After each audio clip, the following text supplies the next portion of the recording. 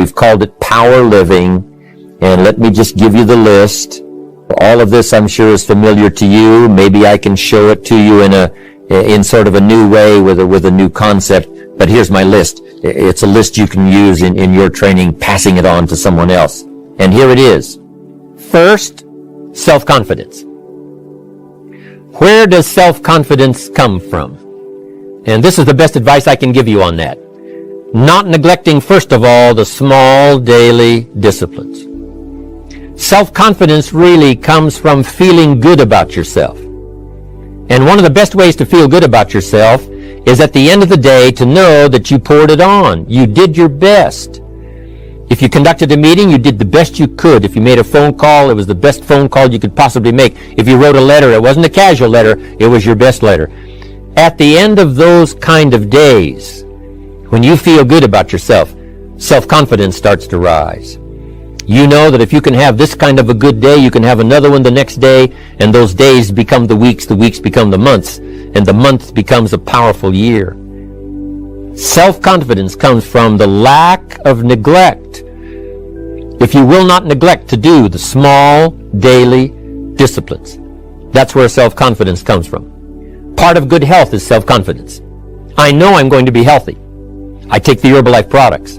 I eat the apple a day. I walk around the block. I do the jogging on the beach. At the end of the day, when you've really poured it on and you've done all the stuff, self-confidence grows. That self-confidence affects your health. It affects your future. It affects your psyche. So this is true. One of the great powers is self-confidence. Self-confidence means willingness to do whatever it takes to achieve. Some people say, well, I'll do it for a little while and see what happens.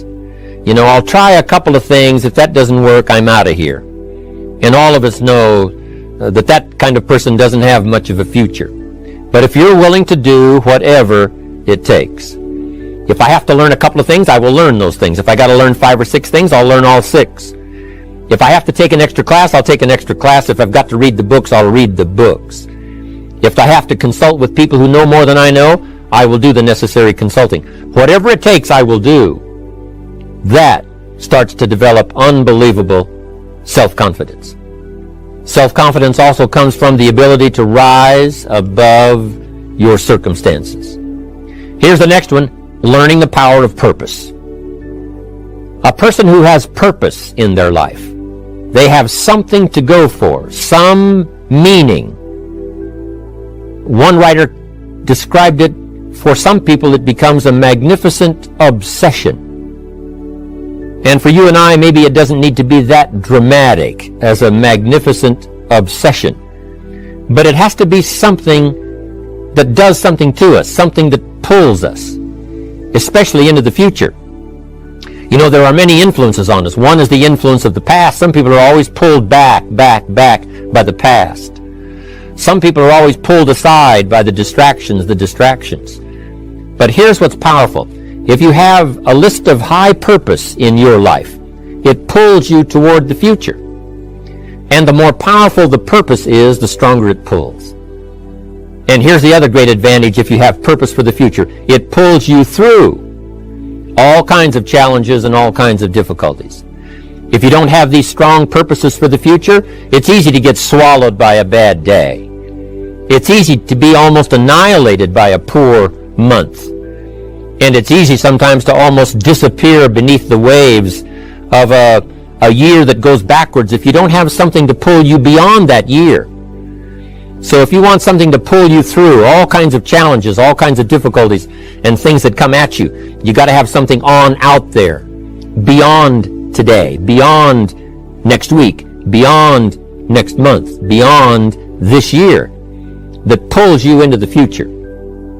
And the clearer it is, the stronger it pulls. The more dynamic it is, the more it affects your life, your spirit, your heart, your soul. It also creates imagination.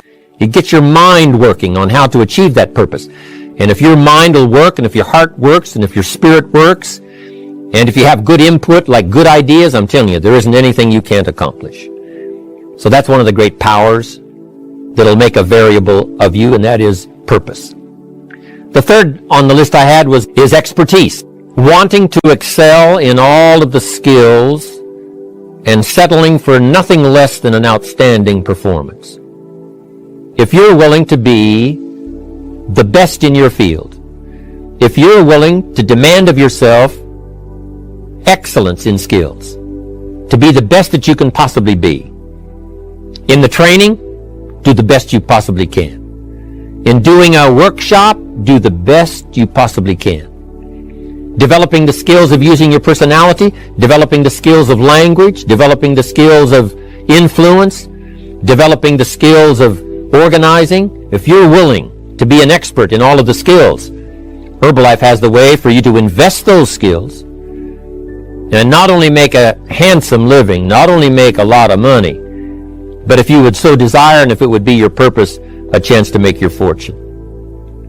Expertise, excellence in skills.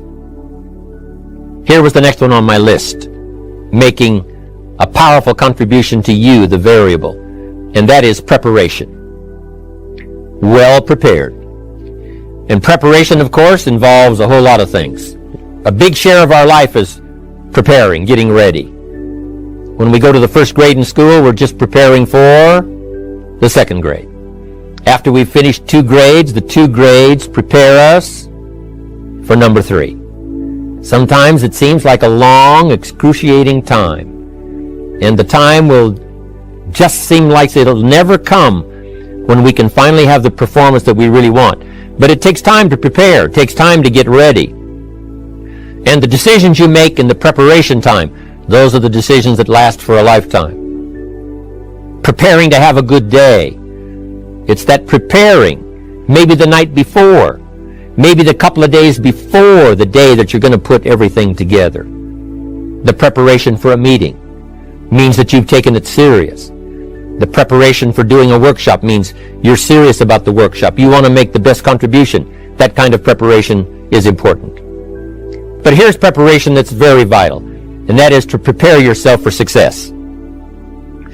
Life seemingly does not wish to waste success on the unprepared. Life says, why waste a fortune on this person? They're not prepared to do the right things with it. They're not prepared to use it wisely. If a fortune was bestowed upon this unprepared person, it would probably be wasted. The people that could have been touched won't be touched.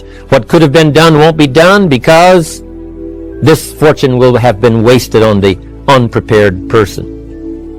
So not only look for fortune, not only look for the promise, but prepare yourself. And ask of yourself, what can I do to make myself ready? Because remember, life was designed not to give us what we want, not to give us what we need, but life was designed to give us what we deserve. Next on my list to help you become the powerful variable was enthusiasm. And here's what I wrote about enthusiasm. Enthusiasm that's powerful is mostly enthusiasm that is enthusiasm inside, 90%, 10% outside. We all know what the enthusiasm is like when somebody lets us see their enthusiasm, which is like the 90% and only 10% of it is inside. But the enthusiasm that really affects people is not just being loud, but the enthusiasm that runs deep, the enthusiasm that comes from deep inside, created by self-confidence, created by purpose, created by genuine willingness to help other people.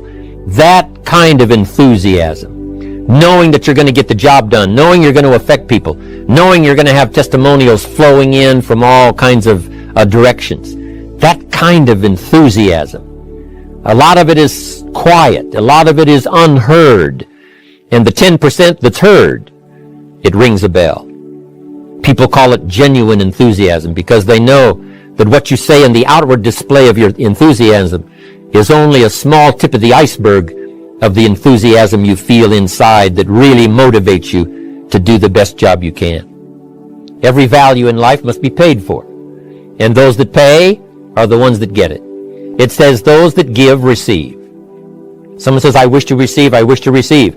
You don't have to concentrate on receiving. Just become a good giver. It says those that search will find. Someone says, well, I need to find some good ideas to help change my life for the future.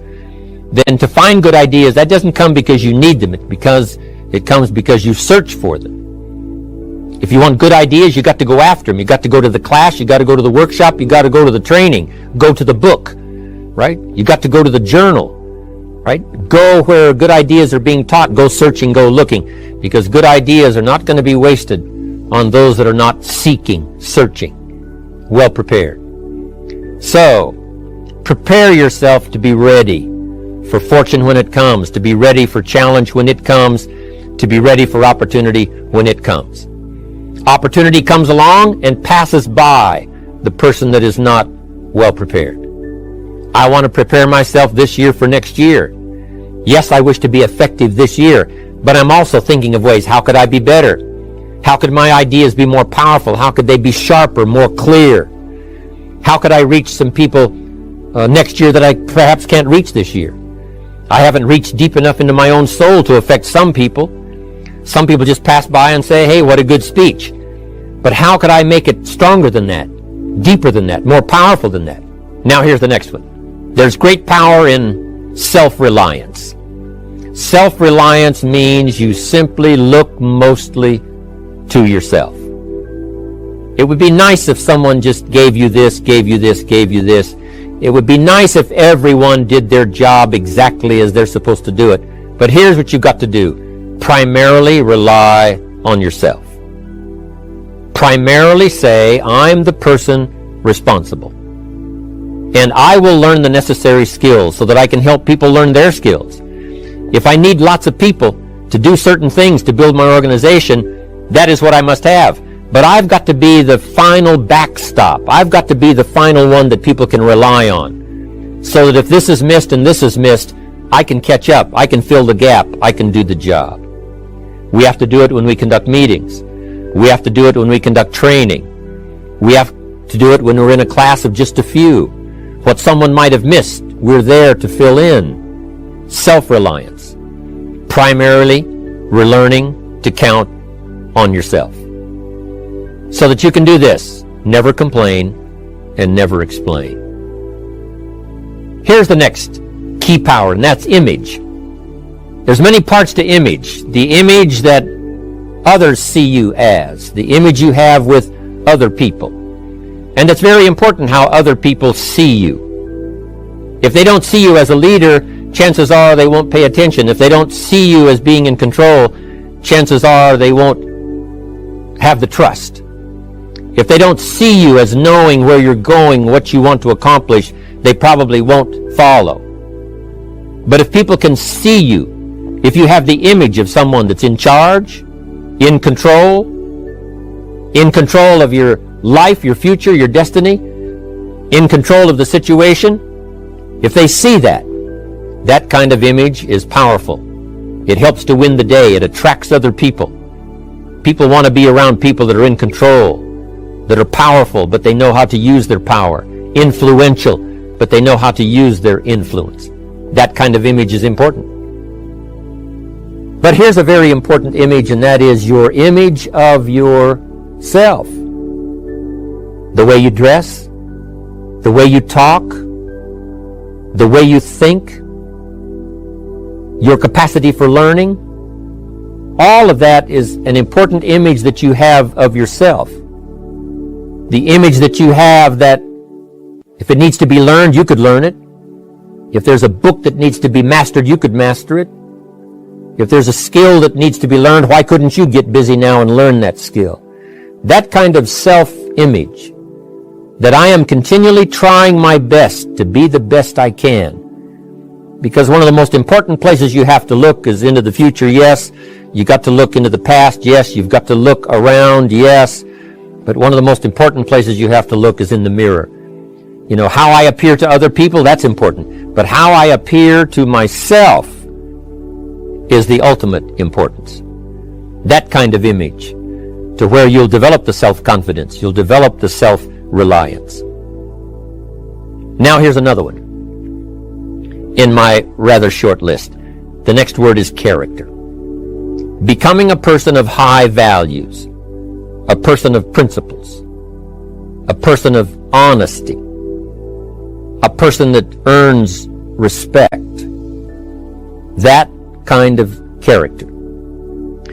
Cash it out as quickly as possible and leave. Mark was involved when others took advantage of him all those years ago before Herbalife. When someone took advantage and didn't have the character, didn't have the principles, and didn't have the character to stay, the character to see it through, the character to do the right thing. So this is important to develop the character within yourself, that people see you as honest, as fair, willing to do the right thing, willing to be helpful, but always willing to walk the center line, not to pass the line. When we come to an opportunity like Herbalife, especially multi-level network marketing, it is so dynamic, it is so powerful, and it is so possible in fortune making that sometimes people want to speed up the process by cutting the corners, by neglecting to do the right things, to cheat a little here, cross the line just a little bit, because then, it'll grow faster and you can cash in quicker. Not necessary here. Doing Herbalife right will build your fortune longer and stronger than trying to cut the corners and not doing it right. If we'll have the integrity that Mark had when he started it and keep perpetuating that we will do the right thing by the marketing system, the right thing by a distributor who has a customer and they take care of that customer belongs to that distributor. That kind of integrity in the marketing system, the kind of integrity we have among each other, the kind of character we have to rely on each other, because here's what we cannot do. We cannot do this by ourselves. Now here's another one. It's called self-discipline. Self-discipline, all of us have a challenge with that. Because sometimes it's easy, and especially if you're working hard, doing the best you can, it's easy sometimes to let up and let it go. But remember, so many people, especially now that we're as big as we are around the world, are counting on what we do. At home office, they have to be careful. They have to be disciplined. It's easy for the person who ships the product from Herbalife says, oh, well, I'll wait until tomorrow to ship it. And then they go home and sleep like a baby. But the distributor who's waiting for that product doesn't sleep that night, or doesn't sleep when the product doesn't show on time. But if everybody will have the discipline to say, I will do the best job I can. I will make mistakes, of course, because we're all human, but I'll try to remedy those mistakes and do the best job I can. That kind of self-discipline that understands how important your part is in all of the functions that work. Coming to work on the set here, HBN, there's so many people that play a part. And each one of the parts that are played is necessary to put on the broadcast, make it viable, make it real, make it powerful. Any couple of them missing, and it would be a disaster. But all of it put together, and it works like a charm. Each person developing the self-discipline to do their part, do their job. Here's one more, and that is the power of extraordinary performance and demanding of yourself excellent results. If we would ask of ourselves that kind of performance, and you've got to ask it of yourself. I can't ask it of you. I would try to inspire you.